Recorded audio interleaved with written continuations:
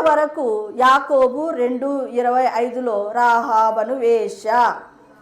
తర్వాత ఇంకోసారి ఏముందంటే హెబ్రీలకు రాసిన పత్రిక 11:31 రాహాబని వేశ్య.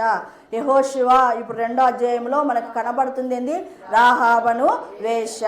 తర్వాత 6వ అధ్యాయము ఇప్పుడు చదివినాం కదా, నేటి వరకు ఇశ్రాయేళ్ల మధ్య ఉన్న అక్కడ కూడా ఏమనుంది, రాహాబని వేశ్య. అయితే ఇక్కడ ఏముందో చెప్పండి, రాహాబు ఏమనింది, సెల్మాను రాహాబు నందు బోయజును కనెను. అంటే ఆమెకున్నటువంటి ఆ చెడ్డ బిరుదు తొలగిపోయింది.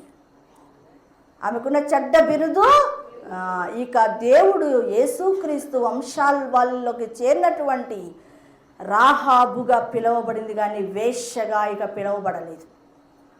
చూసారా, అంటే యేసు ప్రభు దగ్గరికి వచ్చిన వారికి ఎటువంటి ఘనత దొరుకుతుందో చూడండి.